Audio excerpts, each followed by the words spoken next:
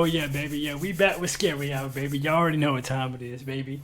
Yo, what it do? SRT gang. It's your boy with the fat SwaggyReacts, and we are back with another reaction video, man. And shouts out to Mr.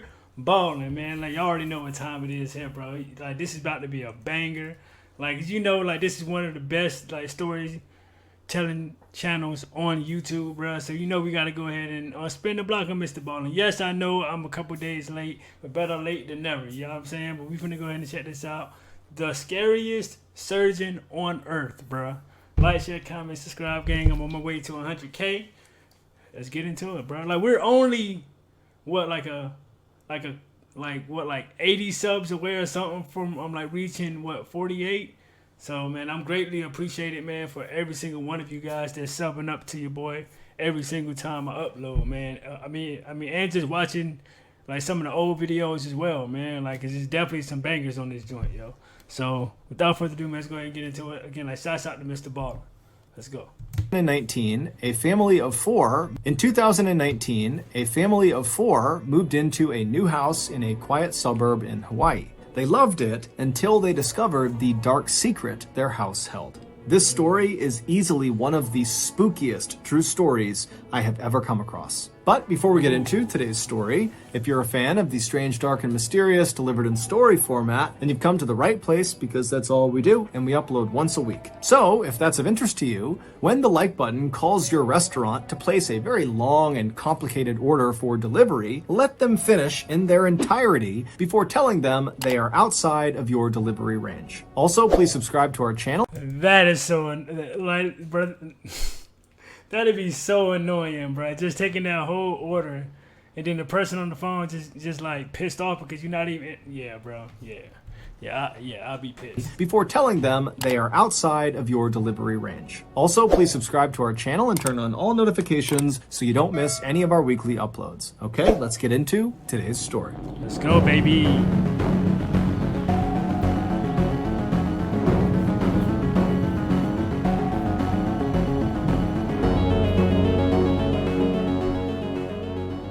In 2018, James and Brittany Campbell jetted off to the very famous Little Vegas Chapel, which is located just off the Las Vegas, Nevada Strip, and they got married by a man dressed up as Elvis Presley while the couple stood in front of a pink Cadillac. While their wedding was certainly not traditional by Western standards, it somehow seemed fitting for the newlyweds. After all, they were not a traditional couple. Brittany, who was 36 years old, was extremely energetic and outgoing and bubbly, and she even referred to herself as being a little crazy. As for James, who was 35 years old, he was reserved and quiet and kind of analytical and would rarely act on impulse. And on top of these two just being complete and total polar opposites, they had actually dated previously back in high school, and it had not worked out. They had broken up and gone their separate ways, not expecting to see each other again. But nearly 2 decades later, they randomly reconnected, and this time they had something major in common. James was a single father of 2 young boys,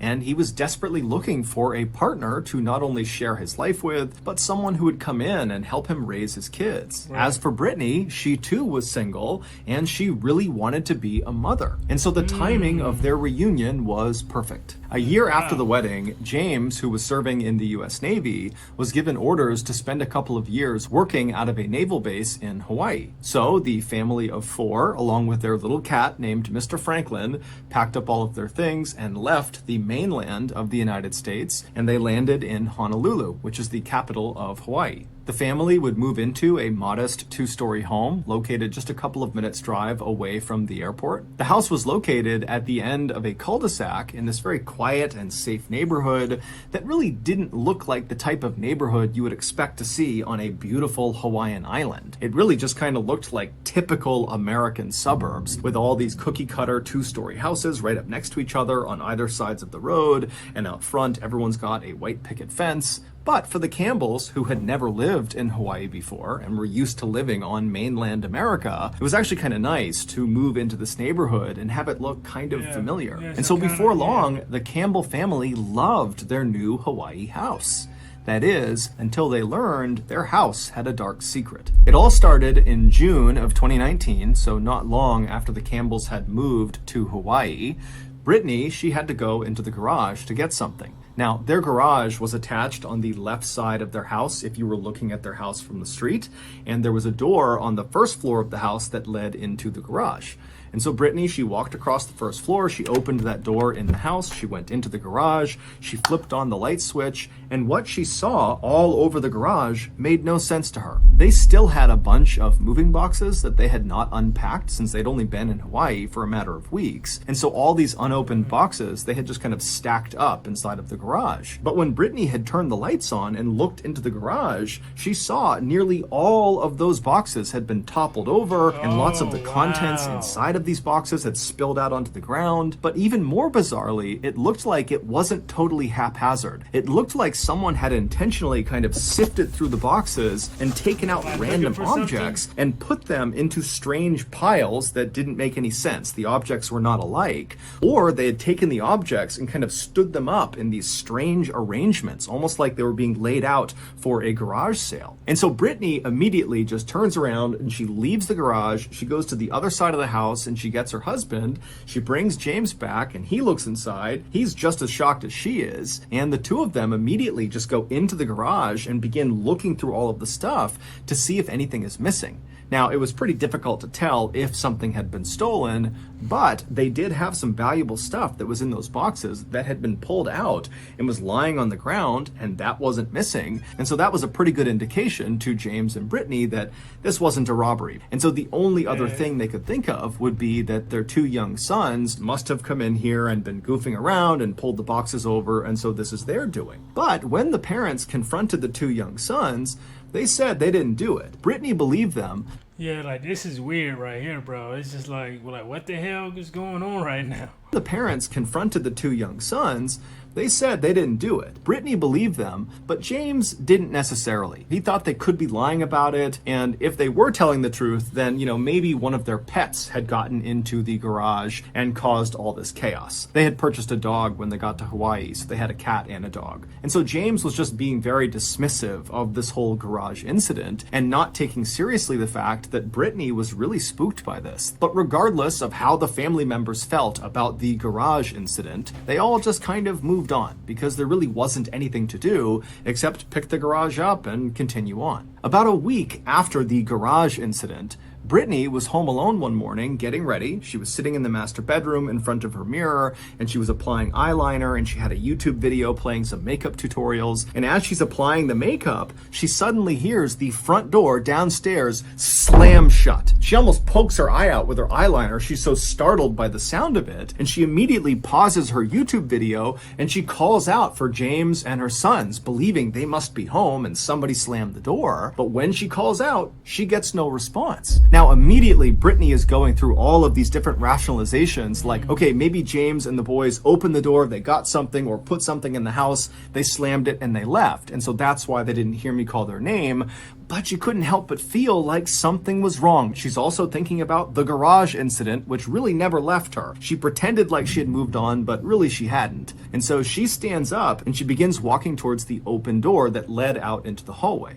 And then from the master bedroom, if you were looking out into the second floor hallway, it basically went straight across to another door. That was her son's bedroom. And in between these two doors, basically halfway down the second floor hallway, to the left was a flight of stairs that went straight down to the first floor. And when you reached the bottom of those steps, right in front of you would be the front door, the door that had slammed. And so Brittany reaches the threshold of the master bedroom. She's looking out into the second floor hallway. She doesn't see anyone. And so she yells out again for James and for her sons. But again, there's silence. So she takes a deep breath and she begins walking down the second floor hallway. Bro, I definitely feel like there's somebody in the house, bro, that's not supposed to be, like, bro, it could be a home invasion. Who knows, bro? Like, cause oh man, just think about the garage incident, but nothing was stolen though. So it's kind of like, but again, there's silence. So she takes a deep breath and she begins walking down the second floor hallway, and she makes it halfway. She turns left and she gets onto the stairs. And as she's walking down these steps halfway,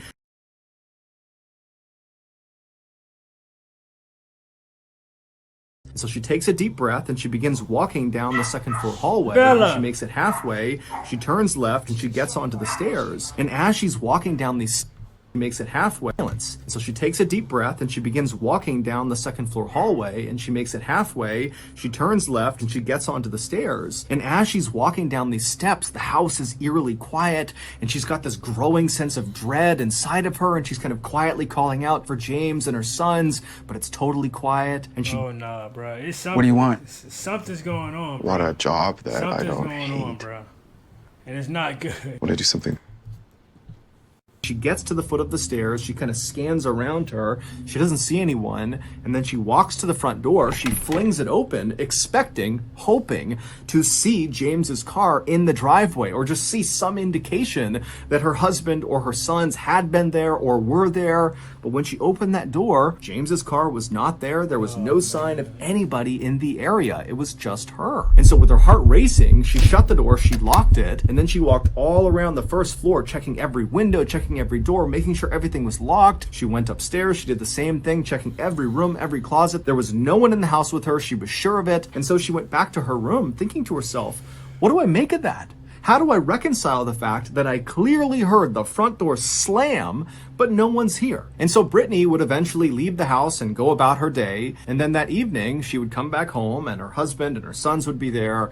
And at some point, she would bring up the slamming door to her husband to get a sense of, could that have been him? And he would tell her that no, he had not come by the house that day, so that could not have been him. But he assured his wife, don't worry, you probably just unlocked the door and a draft came through and slammed the door. You got nothing to worry about. But Brittany would tell her husband that that was just not possible, that she always shut the door. She always shut and locked the door. So the idea that she had forgotten to lock it and had left it partially ajar enough to the point that a draft could slam it the way it did, it just didn't make any sense. Exactly, because I'm the same way, bro. I'm the same way. When every time I come in the door, bro, I close it behind me and I lock it. Like even my bedroom sometimes, whatever. Because I've been, trained to do it for so long as a kid. You know what I'm saying? And then, growing up, you just want to, you know what I'm saying? Just make sure that you're safe. You feel me? And I've always been like that since I was a kid, bro. I make sure I close it and lock it. Enough to the point that a draft could slam it the way it did, it just didn't make any sense. But just like the garage incident, James was very dismissive and just told his wife, you're being super paranoid. You have nothing to worry about. It's just a door. Don't worry about it. But this really upset Brittany and she got mad at James. And before long, the two were just totally fighting about it. And by the time they actually laid their heads down on their pillows that night, they weren't even speaking. And so the couple that night, they fall asleep angrily. And then in the middle of the night, Brittany wakes up suddenly. She doesn't know why she's woken up, but she's kind of looking around the room. It's totally silent, and she's trying to get her bearings. And as she's sitting there, she hears downstairs, not a slamming door, but the sound of a door opening and then shutting. Immediately, she is on heightened alert. And instead of doing anything, she just kind of leans forward and listens really intently to make sure she really heard what she thought she just heard. And as she's sitting there listening, she can hear again another door downstairs, a different door, opening and then shutting. And at this point, she begins to panic. She reaches over, she shakes James awake, and she tells him, I can hear someone opening and shutting doors downstairs. Now, James was not remotely thrilled to be having this conversation. See, look, he was still man, mad at his wife like for being so... Like he's just being extra right now. At this point, bro, it's about you and your family's safety, bro. Your wife, been saying this for days, and you constantly keep throwing her off, bro. Blowing her off or whatever, bro. Just take what she's saying and what the fuck am I saying? In mind, bro, and just do what you gotta do for the household. Get cameras and all that shit, man, so you can see things like this in your house at certain times. Know what I'm saying? Like, come on, bro. And now I'm pretty sure the story's about to take a twist. A turn right now. Why? Was not remotely thrilled to be having this conversation. He was still mad at his wife for being so paranoid about the door earlier, and so to be woken up in the middle of the night to his wife freaking out about more doors being open and shut, he was just really upset. And so he sits up, he's totally annoyed, and he's not ready to really take seriously anything Brittany is saying, and Brittany's picking up on this. And so finally she just says, James, did you lock the front door before you went to bed? And so James is like, yes, I locked the front door. I'm telling you, you're hearing things. There's nothing going on in this house. But Brittany was not convinced. And she says, you know what? You can think nothing's going on, but I'm going downstairs to make sure no one is in this house. And so Brittany would get out of her bed. She'd walk over to the open door that led into the second floor hallway.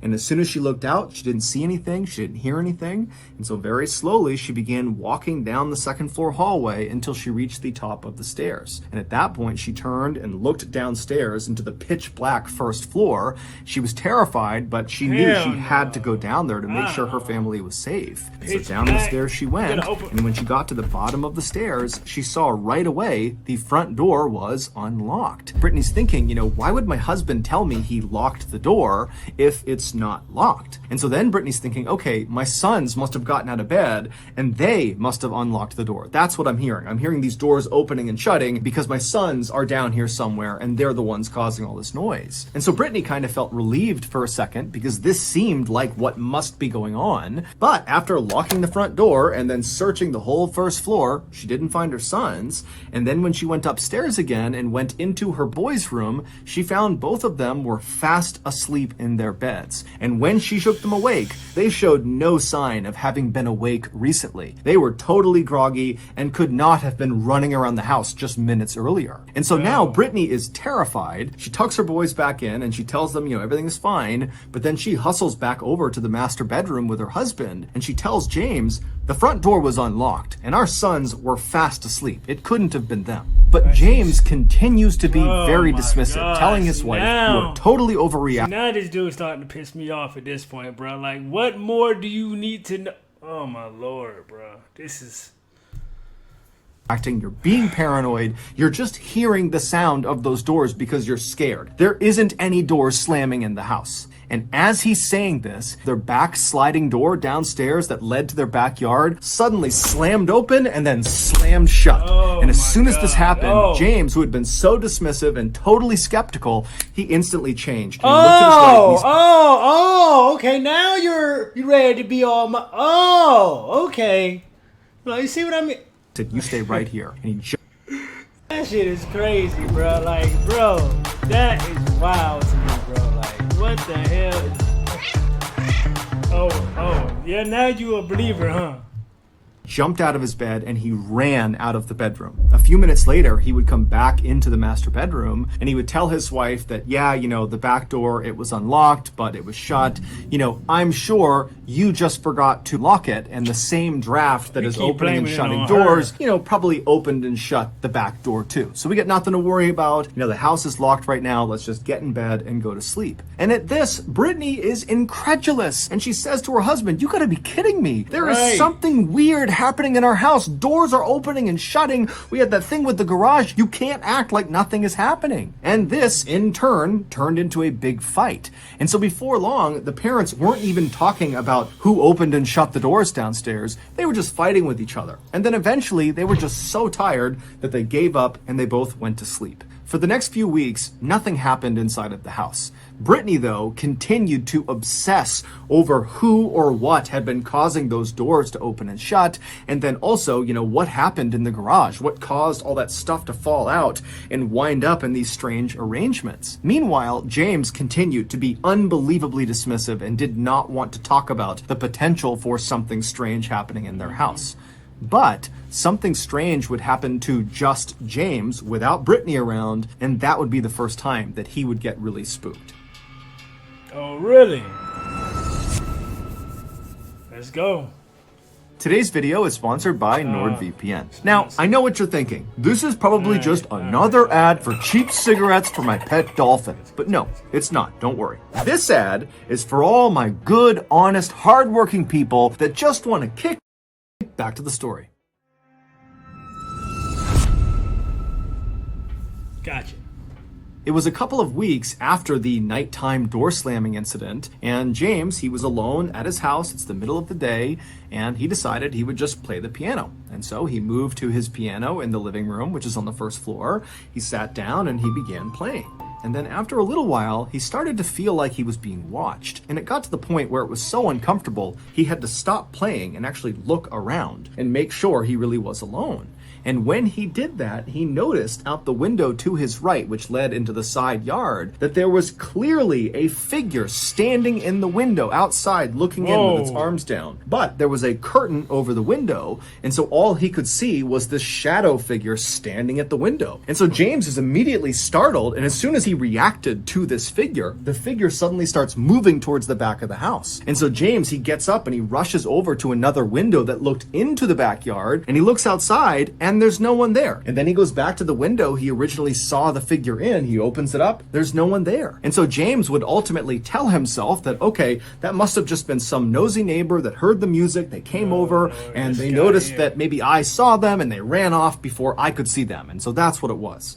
But deep down, what he saw in the window really shook him up. However, it would be the blanket incident that would finally push James to go from being dismissive and skeptical to admitting to his wife, we got a problem. It was not long after James spotted that dark figure outside of the window when he and his wife and his 2 kids decided they would head out to a movie theater to catch a movie. And so as they're getting ready to go, Brittany would say that she wanted to bring along a particular blanket that the whole family loved to use when they were sitting on the couch. She was going to bring that blanket with her to the movie theater to kind of cuddle up under for the movie. And so she would make her way into the living room and she would see the blanket was missing. It was not on the couch where it normally was. And so she would ask her husband and her sons if they had any idea where it was, and they would say, no, we haven't touched it. She would look all over the place, under the couch, in the living room. She went upstairs. She couldn't find it. And so finally they just left without the blanket. But when they came back that evening, there on the couch, folded up neatly, was this blanket. Everybody knew that blanket had not been there when they left. So how did it get there? For the next few weeks, the parents did their best to put on a brave face and tell their kids that everything was okay, but the parents and the kids were all terrified to be in that house. And that's because at night, the doors continued to open and shut. Their dog periodically would just start barking in the middle of the night for no apparent reason. And they would all get this awful sense that they were being watched all the time in their house. And so finally, by September of that year, the parents decided, we just have to get out of this house. We cannot be here. We need to take a break. And so they packed up their stuff and they flew to mainland America, where they stayed with some family for a week. On September 20th, they hopped back on a plane and they flew back to Honolulu. And as they're driving from the airport to their house, Brittany and James were just kind of secretly hoping that, whatever weirdness was happening in their house would just magically stop once they returned. But as soon as James turned onto their street and they could see their house, they knew that was not going to be the case. Because as they began driving up their road, they could see James's very nice road bike was laying on their driveway. And so Brittany, she turned to her husband, and even though she knew the answer, she said, James, were you riding your bike before we left? And James, who doesn't even look at his wife, just shakes his head. No, he wasn't. And so James drives all the way down the road. He turns into their driveway, which is lined up right with the front of the garage door. And after James parks the car, he hits the garage door opener button. And so as James is sitting in the driver's seat, Brittany's right next to him, the kids are in back. They're watching as this door is raising right in front of them. And as soon as they can see into the garage, they see everything in their garage has just been completely trashed. Things are not just dumped out, but things have been ripped apart and shredded as if a wild animal had been let loose inside of the garage. James immediately said to his wife, we've been robbed. And then he hopped out of the car and then turned and told his kids, you stay in the car, do not get out. And James, he went over to the side of the house and got a sledgehammer for protection and made his way to the front door. Meanwhile, Brittany would be on the phone with 911 to report that someone had broken into their house. A few minutes later, James was inside of his house and he saw the entirety of his house was just like the garage. It had been completely ripped to shreds. But amidst the chaos were those kind of strange piles of random objects, much like they had seen in that first garage incident where the things inside of the boxes had been stacked in kind of strange piles and arrangements. And so James is looking around his first floor and he's seeing stacks of coasters and books and electronics. But what really got James's attention was that on various surfaces, there were these medical vials of drugs or chemicals that were placed all over the place. And he knew that was not his family's. Someone had brought those vials Trials into this house. James would make his way up the stairs to the second floor landing, and right away he could tell, the upstairs had all the hallmarks of being destroyed as much as the first floor. But when he went left and went into his boys' room, he saw that room was pristine. In fact, it had been cleaned. The boys' laundry was neatly folded on one side of the room, their beds were perfectly made with military precision, and all of their toys and different things that were normally all over the floor were neatly put away in the places they should go. And so James would turn around and leave his boys' room in absolute astonishment, and he would walk across the second floor hallway into the master bedroom. And what he would find in there would make an already terrible situation much, much worse. Is it? I'm not the smartest guy in the world, but Stop I made $49,000 in the last 30 Come on, days man. Just copying spill and the pasting. beans. The master bedroom was destroyed like the majority of the house and garage, except the top of their bed was not covered in junk. Instead, on their bed was this towel that had been neatly laid out, almost like a tablecloth. And laying on this towel, neatly spaced apart, kind of perfectly arranged, were a bunch of knives. And then next to the knives, still on the towel, was a laptop that the Campbell family owned, but they didn't use it. It did work, but it just kind of sat in the master bedroom. And this laptop was sitting on this towel, and it was open, but the screen had turned off. And so by this point, Brittany had come upstairs. And so Brittany and James, they walk over in horror to this layout on their bed, and they click the keys on the keyboard of their laptop, and it illuminates the screen and shows whatever was being worked on last. And it's this long, long Word document that neither of them made. They scrolled to the top of this document, and the document was titled The Omnivore Trials, and then below that it said, A Rehabilitation for Rat-like People. And then below that, the entire document was kind of like a diary. It was a whole bunch of observations about so-called specimens, and these specimens were very clearly the Campbell family. And these observations made about the Campbell family were very intimate. In fact, the only way to garner these observations were if you were watching the Campbell family right up close, almost on an hourly basis for days, weeks, months at a time. These observations ranged from what time the Campbell family liked to watch TV to what James and Brittany talked about behind closed doors in their bedroom, including their struggle to have a child, something they were not talking about to their family. But in this document, the author of the Omnivore Trials would talk about how the creature, which was referencing Brittany, needed to stop trying to have another baby and instead focus on the children she already had. Toward the end of this really lengthy document, the author of the Omnivore Trials came to a shocking conclusion that in order to rehabilitate these rat-like people, the Campbells, the author would have to perform several surgeries on the specimens. These surgeries were hand amputations. Hold the hell up. So this, whoever this person is, bro, they literally been watching this family every single day, I'm assuming, for months, maybe even years, you know what I'm saying? And like they know what they do on a daily basis, so they know when to come in and out their house. But the kids' room is perfectly fine, but everything else in the house is trash. Like, yo, what is going on right now, bro? On the specimens. These surgeries were hand amputations and gender reassignment surgeries. And then after this conclusion, there was another note that detailed all the different surgeon tools the author would need to perform these surgeries, as well as a list of drugs and chemicals they would need in order to sedate these specimens before they performed these surgeries. And so after James and Brittany see this, they realize that those knives laying out on the towel were for them. Those were the knives that were going to be used for the surgeries. And all those weird vials, those medical vials they saw all downstairs, those were likely the drugs that would be used to sedate them so they could go under the knife. 15 minutes before James and Brittany went into their house and discovered the knives, the medical vials, and the laptop, James grabbed that sledgehammer and walked to the front door while his wife called 911. And so James, he gets to the front door, he puts his key into the lock. Bro, can you just imagine that, bro? Walking in and seeing that shit, bro. Like, Nick, what? I would lose, bro. Like, nigga. Called 911. And so James, he Nigga. gets to the front door, he puts his key into the lock, he unlocks it, and with the sledgehammer in one hand, he attempts to push the door open. But despite the door being unlocked, he can't open it. There's resistance behind the door.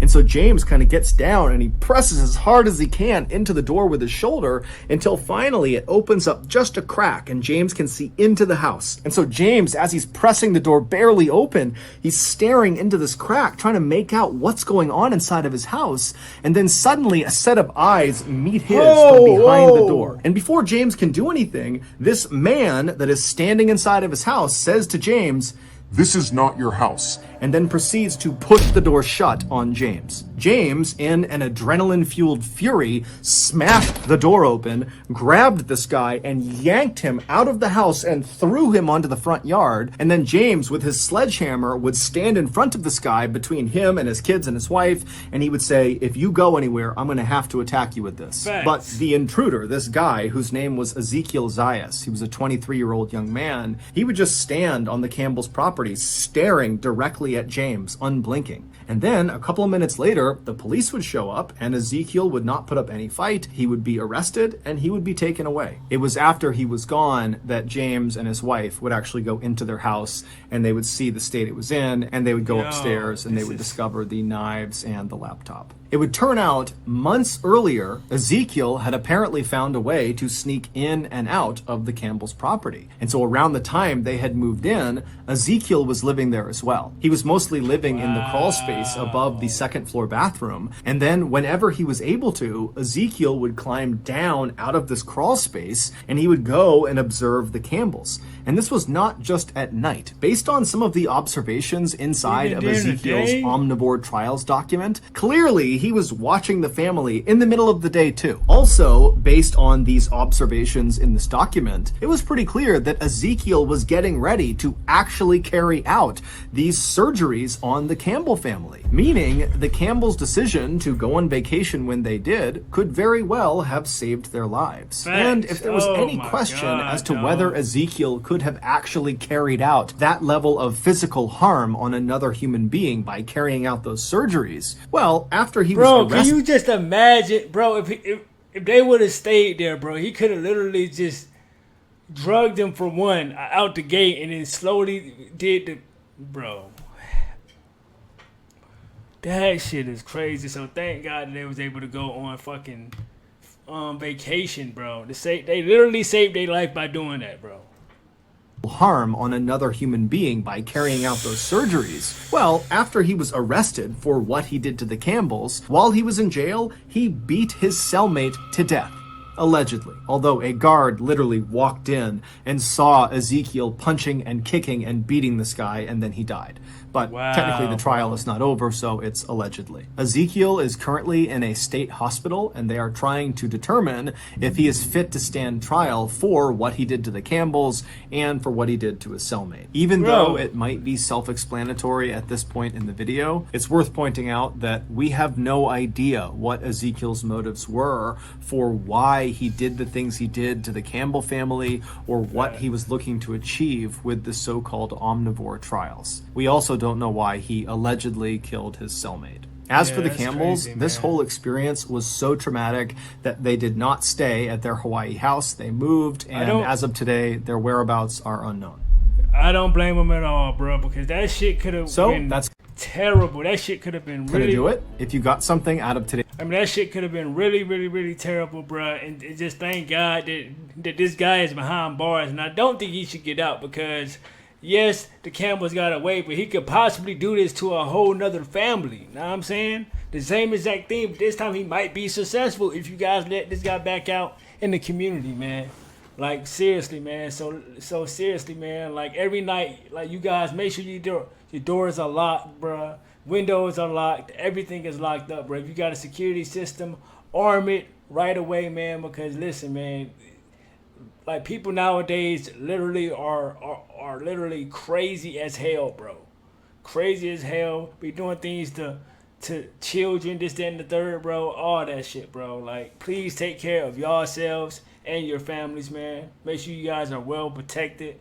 And shouts out to Mr. Ballen, man. Another dope video, man. He don't like, bro. He never lets us down, bro. He always give us bangers. Shouts out to him. Shouts out to y'all. Subscribe to the channel, cause I'm definitely gonna be dropping more bangers for y'all, bro. Y'all know what time it is with me, bro. Y'all know I got y'all, bro. And holler at me and see what other channels you guys want me to holler at. I mean, check out as well, gang. And SRT gang. I am out this thing, man. Let's